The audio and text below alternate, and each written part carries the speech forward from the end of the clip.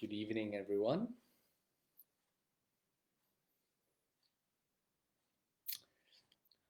Hope you guys are well. Just getting my things sorted out here.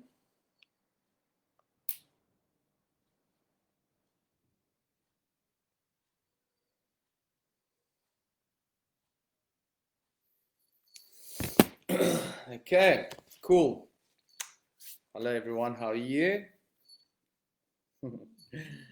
Sitting here all the way from Cape Town, like alone at home tonight. So it's quite cool. I've got no problems at all.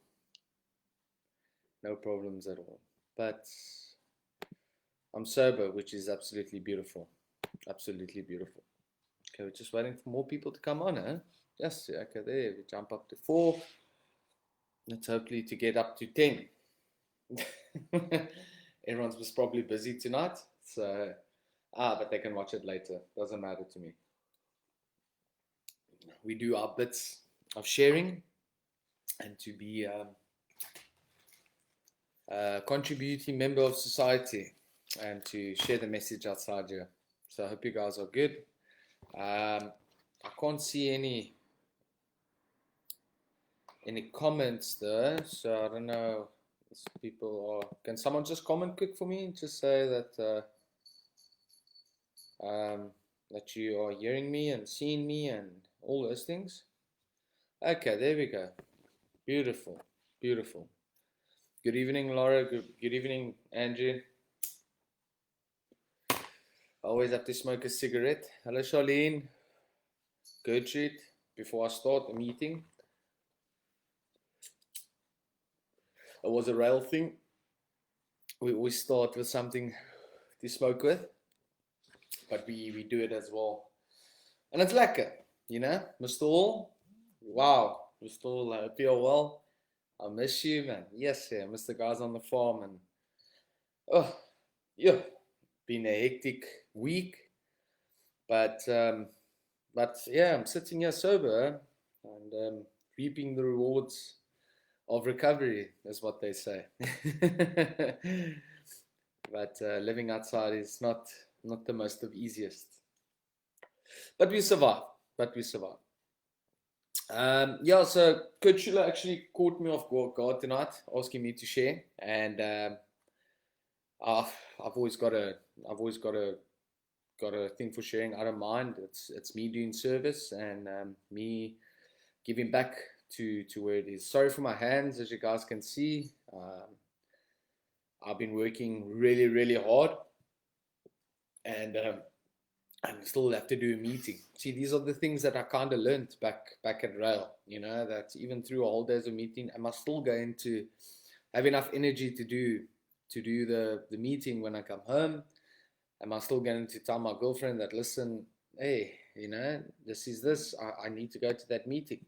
Because once I start getting complacent and thinking next week I'm not going to make it, these are the things we have to keep putting in. And that's just the beauty of it, you know. So I'm doing it, and I'm working tomorrow as well, and we've got this big project, and it's all thanks to God and His grace that am where I am today. So tonight, I just want to speak about a new way of life that we've had, or what we learn. You know, it's in a book that one of your addicts get, your addict can get at one of the meetings, and it's called the Living Clean, the Spirit, the Journey Continues. Now, there's some absolutely pearl of wisdoms, not as much as what physical or experience could fill us in. You know, like Mr. Hall's 15 years, like that's unadulterated truth and first-hand experience of everything. Isaac Gladwin. I don't know how to say your name, Mareshan. Excuse me for that. How are you guys? Okay.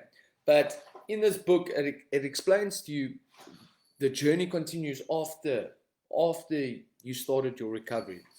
Hi, Auntie Vanessa. It explains to you how things change, how your relationships gets built, how how we still have to implement recovery in our lives, how we still going to live after all that we have done. Are we going to forgive ourselves? Are we still going to be the persons, the people that God intended us to be? Doesn't mean that I've reached my goals in recovery, that I'm just going to lay back and enjoy it while I can. That's absolutely insane. Because my responsibility as an addict, or as a person, I need to keep on going for my goals. I need to keep maintaining my goals. And that's the most beautiful thing about it. It's an unending circle. It's a loop. But with this, it gives me more hope. It gives me more challenges. It gives me more rewards. My addiction, well, my recovery only promises me the freedom of addiction. Everything else comes with it. That's the beauty, and that's the absolutely best thing about it. I've actually got one of the people that work with me, my boss, to be actually promised. He celebrated 6 years sobriety. And what an incredible guy to work with. You know, how nice it is to incorporate recovery into work. And I'm one of the lucky people to actually have a job. You know, I'm very very fortunate enough to be giving of myself my experience, and it's absolutely crazy on how much work there actually is. Where everyone is pleading they don't have money. I'm unfortunately in the job where you need to have some money to get work done, and these people are just loaded. And I just think of the other people that don't have it. It's two-faced, and I feel sorry for those people, because in life that stuff is going to get you back. Hi, Shaida. That's just how life works. I don't believe in karma, but if you're going to keep on doing the wrong thing is going to happen. You know. But I do realize we are still humans, and that's what we have to accept. Not everyone is perfect. Not anyone is perfect. Let's put it that way. And I'll always remember the words from RAEL where it says, "If we're going to rely on man, we will always be disappointed." Always. And that's a crunch one. If I have to rely on man with anything, I'm going to be disappointed. So that's who I ask for everything, is God. God myself, because I trust He will give me a new way of life to live. He will help me through my difficult times, and He will put me on the right road so that I can live a fulfilling and beautiful life. I've got the most amazing girlfriend, Journey. Oh, sometimes women can be full of shit, though, but yeah, being that full of shit, I'm also full of shit. We're very strong-willed people, and that clashing isn't so great, but yet I love it to bits. Like, women stood by me with anything and everything, not excluding my mom, not excluding Mr. Hall, not excluding Kurt Schuler, not excluding RAEL, not excluding my family. But I just feel this thing for her tonight, and I just want to say that I love her to bits. She's not here at the moment. She's probably not even watching, but she's in Worcester for the weekend. She had to go do a family thing, and I'm enjoying some nice quiet time on my own. That's my where I am right now at this point of time. Unfortunately, I have to work this whole weekend, but I mean that's what we grown ups do. If I want to put food on the table, I have to compromise. What's first, or prioritize? Let's put it that way. If you guys see my cat again tonight, please excuse him. He's on his sticker again tonight. Now, the new way of life. That I did the meeting on this Thursday, with one of the groups that I chair, and it was basically just a rough summary on what is promised in our lives, what we need to incorporate in our lives. How do we work with recovery ourselves? How do we practice our principles in all our affairs? How do I keep maintaining a certain routine from recovery to living a normal life? because it's actually a catch-22 though.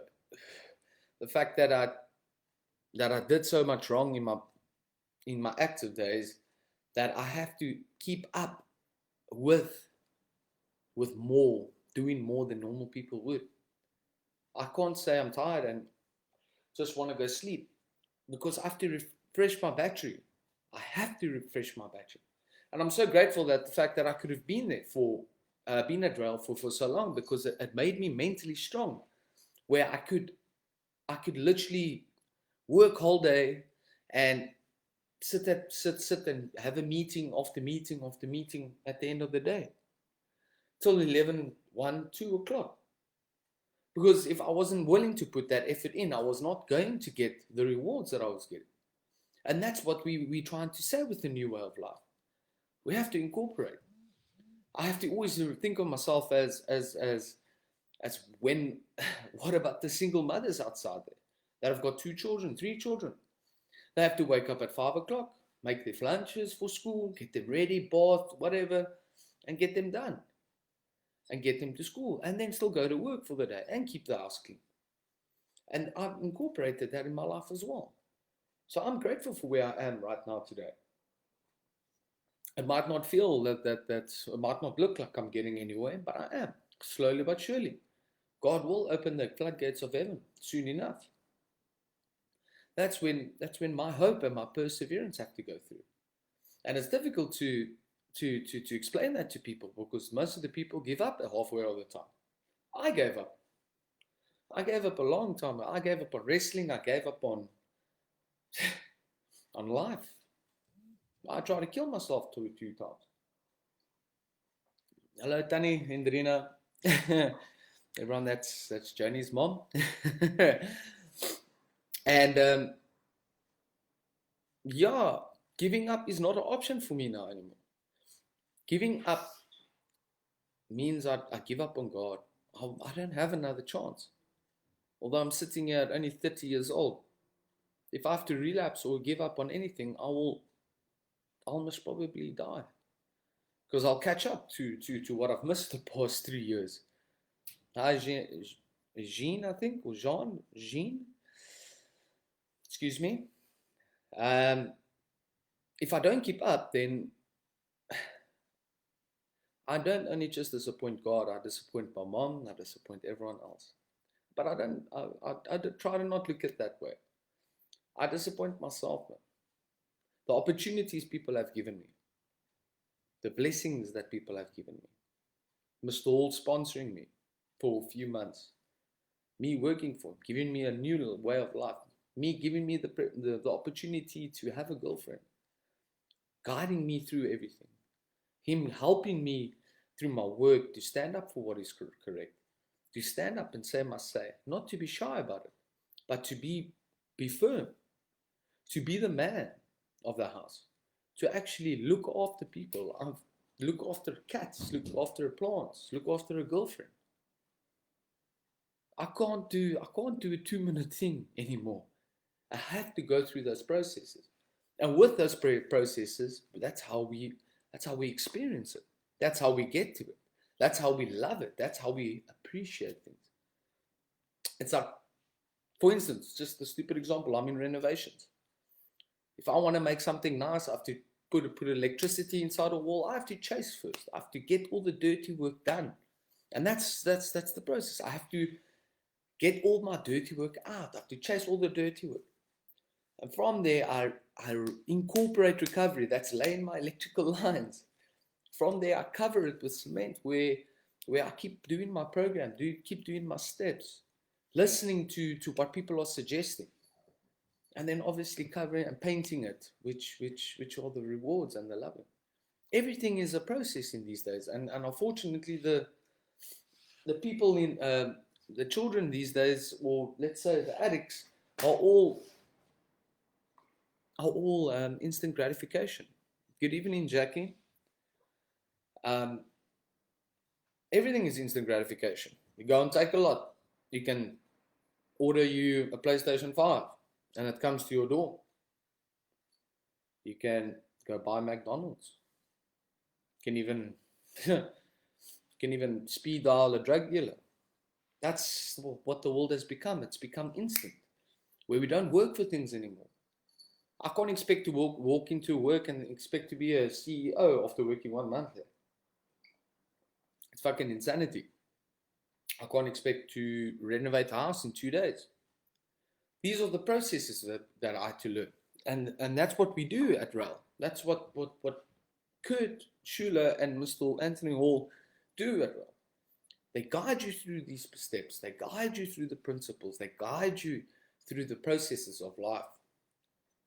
I couldn't jump straight to a girlfriend. I had to go first through the plant. The plant, the puppy, and then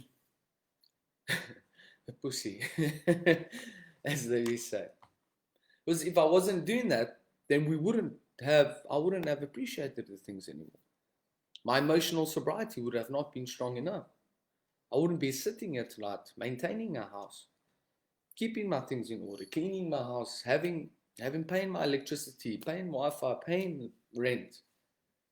And I understand how things are outside there. I know how it is. It's not like we're struggling, but we're on very tight end.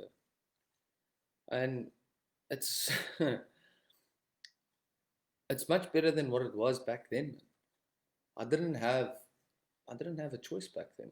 I didn't want to have a choice back then. It was just me, myself, and my drugs. That's the only thing I could have ever wanted. And that's the only thing that I could have lived for. Because the drugs were making me feel good. And so screw everyone else that wasn't. I can incorporate such a beautiful thing where I can literally remember my first time winning South Africa champs at the wrestling.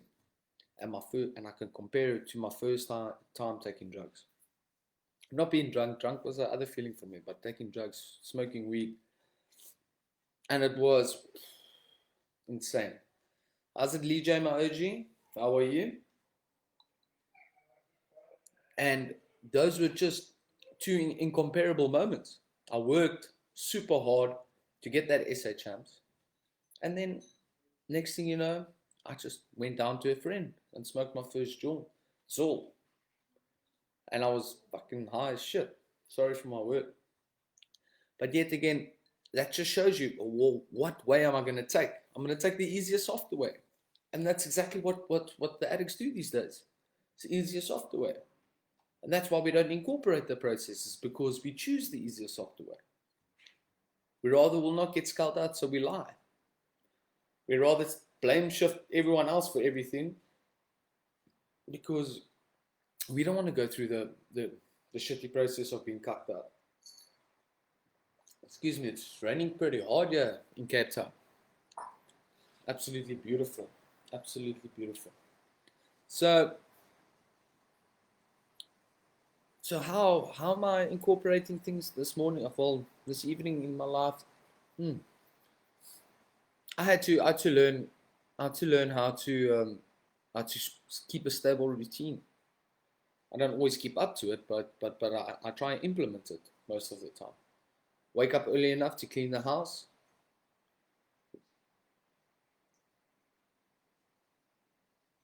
Thank you. Wake up to clean the house, do the dishes, feed the cat, get done for work, make sure our lunches are packed, all those things, all the small things, and get ready for work. Then my mind is already on that. How's it, Lawrence? Yo! Wow, I haven't heard from you in a long time. Hope you're well, Mr. Sack. Hope you're well. Great to see you on this meeting. Lee J, you can give me some chocolate, please, man. Yeah, but because if I don't do my first task by cleaning my house, getting my house in order, how can I go out? How can I go enjoy myself if my house isn't in order? It's like making your bed. And that's the first thing we learn at RAEL, is making your bed every morning. Waking up at 6:30 time and make your bed. And we incorporate such a beautiful routine where your mind gets so used to it that's just a normal thing. For now, I can't even sleep late. I can't even sleep later than 7:30, 8 o'clock. That's on weekends. But, why? I've missed so much out in life because I normally used to sleep till 4 or 5 o'clock the afternoon. But then I only slept at like 2, 3 o'clock in the morning. But anyway, I was a nacht-aapie, now I'm a dag-aapie. But I miss so much more things happening in the day. But now it's absolutely, it's a whole different spiritual process. I don't have enough time today. I don't have enough time to finish all my tasks. It's not that I don't want to finish my task. It's just, there's just no time to do it. Because everything is the process. And you try and push and push and push. And things just, it's just the way it is. Now, I can come home and have resentments against myself or resentments against my work colleagues. But what does that help? I'm only going to drain myself back. I'm only going to drain myself with resentments. I'm only going to drain myself with guilt and shame. And the next thing, you know, who's walking down the Old Kent Road, as Mr. Wall said? Me. With a bottle of beer in my hand and a lolly in the other. I don't want to go back to Fort Jacker Street again. Those days are over for me. I was speaking today about it. Just laughing with the people and saying, like, listen, if you were locked up in a room and drugs were there, what then? I've lost that desire. I've lost that desire. I've sat countless of times with people that were drinking. It doesn't faze me. But it was probably the most difficult thing to get over drinking, because it's the most social acceptable thing in this life, or well, in a country called South Africa. Because with every braai there's drinking. But I know where it led to, because I had to relapse for that. I had to realize that. I went to go test the waters before I got actually knocked down pretty hard. We were laughing today about it as well while I was laying in Grand West. Sleeping in Grand West for about 2 months, I think. Each day, wake up at 7, 8 o'clock in the parking lot, drive away, go scuttle, come back, lay back in the car, well, go double with the money that I have, and sleep in the car again at 2, 3 o'clock in the morning. Sleep for 4, 5 hours, and then I drive again. I stayed in my car in my car that I have now for a very long time. It was my own choice. I ran away from the responsibilities. I ran away even from a mother that loved me, that cared for me, just wanted to help me. But I still ran away from her. I didn't want to do anything, because you know why? She was influenced by using. They knew I was using, but I was just not listening for that confrontation. So I did the easier, softer way. Let's get myself out of the house. Instead of actually asking for help, I just kept doing what I wanted to do. And I'm going to talk a bit about the insanity of things that we still do in recovery. Thank you. It is, huh? This was a present from Johnny. It's almost as big as my head. And it's absolutely beautiful, I must say.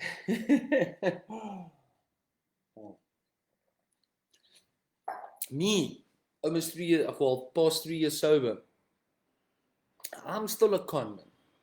I'm still an addict. Those features, hi Auntie Diane, those features will never go away from me. I can try and direct it into a great way or a good way that could benefit people or benefit everyone else except me. But I still do it. I do it on a default. I laugh at myself sometimes while I'm busy working, and then I see something is wrong, and like I go in such a a blind spot that I think I can get away with it. But I find the people that work with it, I catch them. I'm a guy that needs to be. I'm a guy that needs to be told straight. Listen, yeah, you fucking up, my bro. You better rekrach. Otherwise, you can take your stuff and fuck off. Sorry, Mom. And otherwise, like, why would I still do that? It's unfortunately the survival tactics that I've been through. It's the survival habits that I've learned through all the years of conning and manipulating and fucking doing my own thing. But today I'm sitting proudly. I'm proud of where I am. Very much proud of where I am. And it's only thanks to to God and Mr. Hall and Rail. Because without them, I wouldn't have had this solid foundation. I wouldn't been able to share with you guys.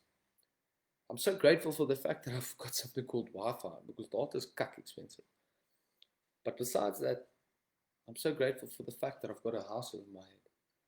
So grateful for the fact that I've got a warm bed to sleep in. I've got a heater. I've got blankets, proper blankets. A mama kombash is always the best. And I've got a beautiful house and flat to stay in. Lonzi Michelle, I hope Joni's not with you tonight. Come. Sorry guys, my cat is going mal here. Trying to jump on the window. And I'm just so grateful that the fact that I've got a platform to share, get my feelings out, get my emotions out. Am I acceptable, accepting of all the things that happen in life? Am I accepting the fact that fucking something as simple as electricity goes up every month? Am I accepting for the fact that I can't get those new shoes? Am I accepting for the fact that I can only buy one piece of thing or furniture every 2 or 3 months? Am I accepting for the fact that I have to wake up this time and work for the rest of my life so that I could actually incorporate a beautiful future for my children, for my wife? I have to ask myself these questions. God is running away. Hello everyone. God is running away. I'm missing Clutchy tonight. He always tells me unlimited inches. Now I'm going to smoke a like an inchy. RG menthol. I'm not as classy as the rest of the people, but I did smoke Rothmans the other day. Hardcore. But we try, man. We try. Something as simple as cigarettes. Fucking, it's gone crazy. Up almost 700 rand a carton. Anyway, so I'm going to speak honest right now. I would like to know from you guys, what's the secret to marriage? How do you stay married so long? Let's make a fun topic out of this. But I incorporate my principles in my program every day. I have to accept, surrender, be willing, be open-minded. I'm so lucky to have the people in my life. I sat last night actually with my mom and Glenn. Yeah, we had such a chat. Such a beautiful chat. And it was like old times. Para 490 a carton. Okay, hardcore. I should maybe message you, Laura. It would help a lot. Because it's not getting almost 2-3 cartons a week, a month. And I sat last night and I spoke to my mom and Glenn on a progress, like kind of a progress report. I haven't sat and I spoke with them. Yes, honesty. And unfortunately, Diane, honesty brings me into a lot of cuck. A lot of cuck. But it makes my relationship stronger. It makes me stronger as a person. I think honesty and loyalty is number one. And I had a very difficult time with loyalty because a person gets tempted very quickly. Not doing the action, but yet the thinking and everything is there. So, but anyway, and I sat with my mom and Glenn and we started chatting and we just went away and we started laughing at things, what happened back in the day. And I was completely honest. I hope my mom is on here tonight because she said sometimes when I say the things I do, she cringes into a chair. But it's okay. You know, I told her I have to be honest with my life. I have to. Because if I start hiding everything and being achter, then I'm the only one that's going to be drowning my sorrows. I feel sorry for the people with the alcohol ban. Yeah, that's true, Lee J. That's true, huh? To be without them. I love Joni to bits. I'll kill for that woman. Just as much as I'll kill for Mr. Hall and for Shula and for Graham and for the rest of the guys there. But I'll kill for Joni. But as I was saying, oh gosh, you see now you put me off my whole thing.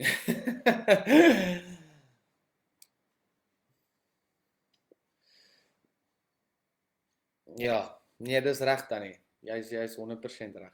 Ek is baie lief vir jou dogter Tannie, regtig waar. Soos ek kan nie ek weet nie wat ek sou gedoen het sonder haar nie.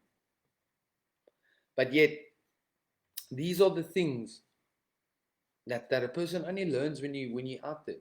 Experience, time. And the only reason why I get through these things because I speak about it with people. I listen to what they said.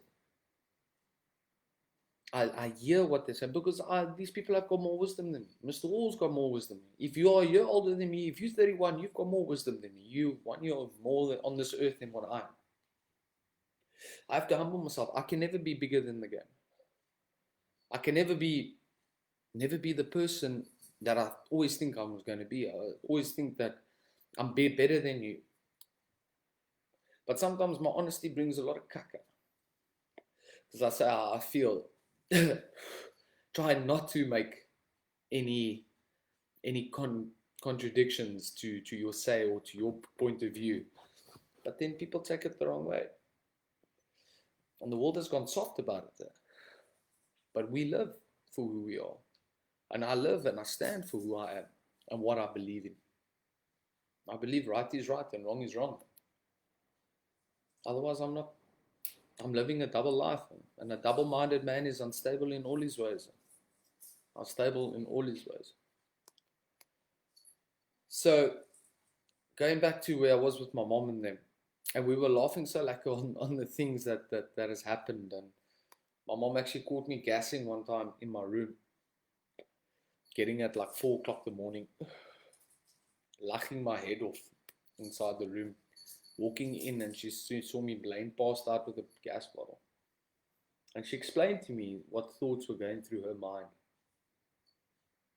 And I just thought to myself, yo, I can't believe I put my mom through all that stuff. The fact that she saw me the one day walking in, she didn't speak about this, but I remember I saw her face walking in the house. Werk is sterk. Up and down, up and down, up and down. She's asking me, what's up with you? And I'll say, no, I'm just trying to sort something out. I think I was trying to make food or something. I can't remember. But when I turned around and I actually looked at her, and this was just this look of worry, sadness. Oh, it was soul drenching. But me, I feel cuck for 5 minutes, smoke another lolly, and then I'll go on with my mission. Thanks, Andrew. It's cool, man. It's cool. I appreciate it, and I'm proud of you as well. Keep doing what you're doing, man. Yes, Diane, it is. My mom's caught me quite a few times. She actually caught my weed while I was coming back from work. She insisted to pick me up. And listen to the kak that I did. Ja, DJ, tik getik, ja. Werk is sterk in die kerk. I remember going home, working, I was still doing a bartending shift, and my mom phoned me at 11 o'clock tonight, what time am I finished? And I told her, no, 2 o'clock, 3 o'clock, most probably because I was closing, so I told her, but it's fine, I'll get a lift, and she was like, no, I'll come pick you up. And I thought to myself, okay, that's pretty nice. Was that or walking or scuttling for a lift? So I decided, okay, cool, let's do it, that's very nice of my mom. And I work and going on nothing is happening, and the next thing, she climbed in the car and this car is dead quiet. And I'm thinking what the fuck? Because I'm in a buzz, the bar was busy and everything, and I'm cooling down, getting home. And I had this routine of walking inside the house. When I get into the house, I go first to my room, say hello, whatever, and go into the room. Normally to stash the stuff that I have with me, or just to put my bag down and just get out of my work clothes. And that night, I just thought to myself, like, hey, let me go see. I used to hide my bong under my dressing table because I used to wake and bake and everything. It shows you the disrespect I had completely as an addict towards my parents or towards anyone actually at that point of time. Because I was smoking drugs in my room while my mom is literally 10 feet away from me. And that didn't stop then. That was like when I was still like 21, 22. Then it went on till about I was 27, 20, 28. Not even from 21. So excuse me, I'm lying. From 16, 17 years old. Utterly disrespectful. And I had it there. It was smelling and everything. And my first reaction was, let me go check if my bong is there. When I walked into that house. Ignoring completely what's in front of me inside the house. And I walk and I go, look. And I lift up my tablecloth and I check my bong's not there. And I was like, oh shit. And I used to hide my stuff under my bed and I pick up the bed and there's nothing there. And I'm like, oh fuck, this is it. Immediately self-defense.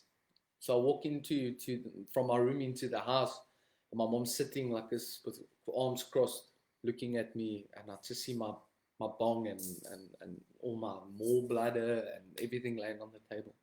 My first reaction was, why the fuck do you look through my stuff? What's wrong with you? And I manipulated that whole situation towards my mom, that what she did was bad. Not looking at my own faults. How how do I do that? Like the person that loves me, that raised me, that pays for me, she's given me money all my life, trying to help me, trying to put me in a direction forward. I just take it and I just fucking throw it in her face. And if I see that today, I get so nar because I see things of myself in people, and I get so angry. Not angry, just get frustrated with, like, can't you see what you're doing? But remember, we're the last. I'm an addict. I'm the last to know that I was an addict. I was the last to know that I've got impatience. I'm the last to know that I don't have any tolerance. I speak badly to parents, or like I just don't give a fuck. And I sit today and I think, like, yo, Richard, your mom has got the most gentlest soul in the world. She will kill for you as well. She will literally give her last for you. But now, let's look at it on the positive side. I'm clean and sober today. The only way I can repay her is to live my life. Be the son. Be the one that when she needs help, I'll be there. She knows if she phones me 3 o'clock in the morning, I'll be the first one there. Same as Joni. Well, for some other people, maybe not, but for Mr. Hall, exactly. Yeah. And you have to worry about that, Diane. You have to, the truth be told, you have to tell him, listen, you've got a fucking problem. Rather go through the motions now than suffer the consequences later. See, my mom was too scared to confront me on things. Even when she called the evidence, she still tried to confront. She walked once in my room and she told me, and my whole room was reeking of chemicals. Obviously from me branding my thing. Utter fucking disrespect. And I just hope some people can see this video, that they realize that, like, what we're doing is we're actually torturing and killing our parents. The fact that we still live off them when we're like in our mid-20s and try and con and manipulate and get and go only for the benefit, it's insane. It's insane. I wish literally there was still army service in this country. I actually wanted to go do that. That would have been fuck. I think I would have done well. But now, how things have to happen is I have to accept the truth about everything. I can't come out here and expect I'm going to get paid a CEO salary. I can't just walk into a place and everyone must recognize me and I'm the cool O and this and that. No. I'm an insignificant person. A small little thing in this world. The world owes me fuck all. The only way that I'm going to get out of this world is what I put in. And it's exactly the same as recovery. Like I said, recovery only promises us the freedom of addiction. But everything else comes with it. The family comes with it. The girlfriends come with it. The houses come with it. All the materialistic things. It doesn't promise us that. Financial security, all those things. But yet, if we don't implement recovery into our lives, and like I said the other night I can't remember which meeting it was, I wish this program of the 12 steps would have been incorporated in schools these days. Because if everyone has to learn this program, things would be much better. Not to hate the person for telling us the truth. Not to sit and smile at you and then meanwhile behind your back stabbing you so hard. But today, if people stab me in the back, it pushes me forward rather than keeps me back. But we live to live on. So the most beautiful post out today, that Mr. Hall's brother visiting him. I think that, if I'm not mistaken, that's the brother that he only saw after 10 years of sobriety. And it's just, it warms my heart to know that those things exist. Those beautiful moments, precious moments will exist. I just think again on my father. I haven't seen him for 3 years. The last words that I told him was his mass or this and that. And he must get out of my life while I'm the one sitting in jail, but I'm blaming him for everything. Like, how the fuck does that work? Shows you how screwed up I was. I am still screwed up. Please just don't get me wrong. My mind is still fucked. I still need a lot of work and a lot of prayer. But I'm trying at least. I'm trying. And I'll never forget that moment when I saw him for the first time in 3 years. And how old he got, the Otopi. Hey. And all the things that has happened in my life with him, it just went away. And I thought to myself, wow, look at this. And I made amends immediately there. Told him straight, listen, I'm sorry for everything that I've done. Even though he wasn't there for most of my addiction days, I'm sorry for what I've done to him and how I treated him. Although he wasn't even there in my life. He wasn't there when I was 13, 14 years old. He left. But I still had to do what is right for me. Because I've learned in the process of everything that even though someone has hurt me, I still need to clean my street. Yes, you're right, huh? Even in the army, that's where I took my first hit, in the Air Force Base. Sure. I'll Gladwin, soldat. Weren't you arrested for corrupting, what? As you were clerk, huh?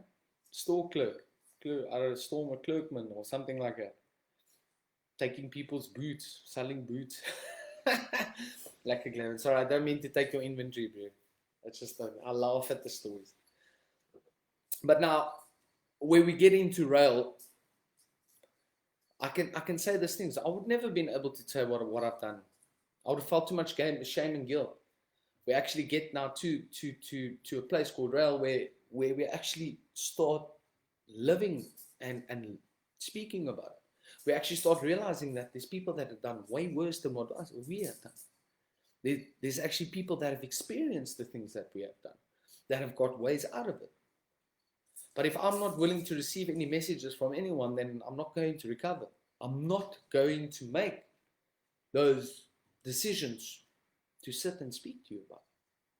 I'm not going to take those messages that come through where listen, I've been there. I know a way out. I also, just like everyone, I came in with debt. I came in broken, faithless, jobless, soulless. And I came in broken. I was weighing 68 kilograms and I got into RAEL. And then I picked up to 94, 95. After 6 or 7 months. Natural, obviously. And and we actually sit with people that are like-minded. Where the truth saves us. Not model coddling of saying, it's okay, just don't use drugs again. If they had to do that to me, then I wouldn't have been sitting here tonight. I would have not have a form of recovery in anything and everything. I wouldn't have not been a strong-minded and strong-willed.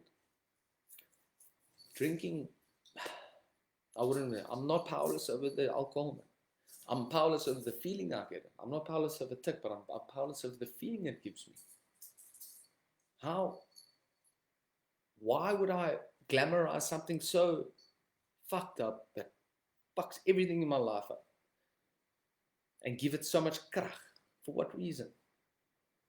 If I see the stuff, I'll throw it away. Fucking throw it down, flush it down the toilet. That's the mindset I have to have. And speaking of which, I feel sorry for the addicts today. When I see people on the street, I call them and I speak to them and I tell them, yeah, my bro, although they don't believe me, I'm sitting in a car, like properly groomed and, washed and shaved. And I tell them, yeah, my brother, 3 years ago, I was laying on the streets just like you, beardling. And then they look at me like I'm fucking stupid. But then I tell them, yeah, man, I know how it is. There is a way out. Just stay clean, man. Just don't use. You'll find a way to get through. And then I give him my odd. I tell him, yeah, we go, man. Knowing he's going to go buy his fix. I know. Because that fix might actually keep him warm than that. But that's my dilemma of it. Because that's what I wanted when I was there. It's what I wanted when I was walking down Fort Jacker Street. Yeah, I'm just thinking of everything now. Yeah. So grateful to to have a life now these days. But it doesn't just happen overnight. I can't tell you when my thinking became straight. I can't tell you the exact day. I can't tell you the exact moment when things were more brighter, more beautiful. It took time. God didn't come and just sprinkle dust on me and say, there, you recovered. No. That's the process that I have to go through. And that's where I'm coming down with the process. The process of cleaning out the onion. I had to start peeling the onion away. All those filthy layers on top to find that center core. And that's only through sharing, doing my step work, getting that out of my system, listening, being honest, and start doing the right things. Breaking into my own store. Yeah, no. That's good, man. That's good. And now look at you now, huh? Look at you now, Gladwin. Nou, gevaarlijk. You still give a lekker haircut, my bro. You can see I need a haircut. But now, as I sit here in Cape Town, I still want to share this story. So I don't know, all knows that thanks to Mr. Hall and Mr. Schuler, that the fact that I got onto TV and was be able to be on an interview with Joni. And these people are sitting with the camera and me and Joni are talking. And the next thing about drugs now, how drugs fucked my life up and how I'm busy getting my things right, showing the fact that if you incorporate recovery into your lives, what beautiful things could happen. And the next thing I realized, yeah, I fucking smell the most weirdest thing in life. And I'm like looking, but I know that smell. And I check to the right, it's 2 fucking gum boys walking down, smoking a fat joint while I'm doing this interview. And I just thought to myself, like, yo. Look how God's working in my life. He's reminding me how it was. And I could see in these people how dark things were. I could see how it wasn't like days were like it, And I just thought to myself, what a good reminder for me. Because I could have easily gotten big head with this interview. I'm going to be on national television and things like that. And that was my my bringing down to earth. It's just the signs that a person has to see. As soon as I think I know all the answers, God changes the questions. That's basically, it's like when you write your learner's test, your learner's test, and your friend gives you those 3 papers to study. For some reason, every time I used to go there, the questions that were asked were never on those things. Maybe I was still studying. Okay. for Newsroom to send me the video. You must ask Auntie Michelle, Lee J, excuse me. She's got the whole video. And thank you, Auntie Michelle, for standing for so long, filming everything. And it's hectic. I just want to speak about that. How far are we willing to go? I'm thinking of Auntie Diana to save our sons. That woman chained a child to the bed. I think a 12 or 14-year-old child. I can't exactly remember now. Chained him to the bed because he was stealing, he was robbing, he was fucking his life up.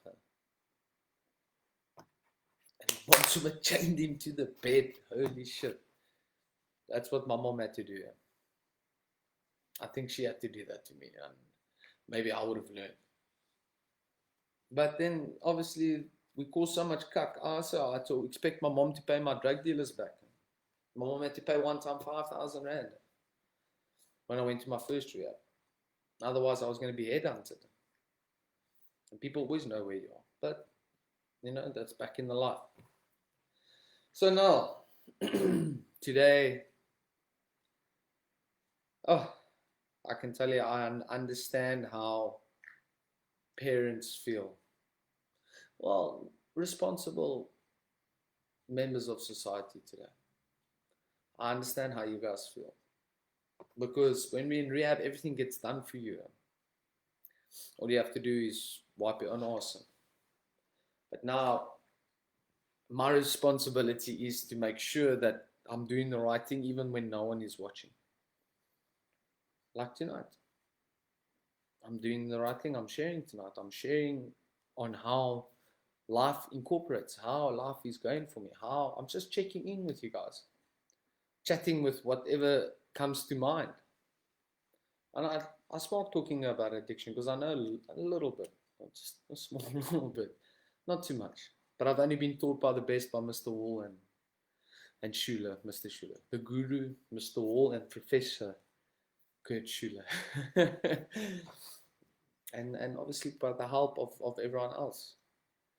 I got my phone back the other day, my phone that I've had for quite a few years, and I saw the photos of RAEL and I just started laughing. Look, one guy, Mr. Sack, that was just on here now. Yeah, he used to stay in a room with me. Hey, he used to cuck me out because I was snoring most of the time. And I sit and I think to myself, wow, what beautiful days I had there. What beautiful moments I had there. I cried, I bled, I sweated, everything. And it helped me gain my future again. It helped me to get back where I was. It helped me get back to wrestling. And slowly but surely, I never took too much. I let it happen. God's will, not mine. So tonight I'm sitting, sharing a message of hope to everyone and hoping that people are actually hearing what is happening. That you are never too far down to come back up again. You're never too weak. If you give in to something as drugs, you're never going to make it. We need to do the right thing. Because we just harm people every time we pick up that lolly. We kill ourselves, we kill our families, and we kill the people around us. Because these people never, excuse me, something's tripping out here on my Google. Yeah, and those are the things that are going on in my life right now. I could be either angry that I'm working tomorrow or not. I'm looking forward to a house that is just a complete renovation. It's absolutely beautiful to see when you stand back and you look at what's going on, or what work you have done. I can physically see something that not just me, but my team, or our team has done. We can physically stand back and think, yeah, that is the one. So yeah, I'm going to end it off there. Are we willing to go the extra mile for addiction and to incorporate our lives outside? Or are we just going to let it ride? So that's my question I leave with you guys tonight. Just want to say thank you that I could share and that you are listening. And I hope you guys have a beautiful, beautiful, beautiful night. And thank you for listening to me. And I hope this message gets to everyone. Hope you have a great night further. I'll speak again. Bye.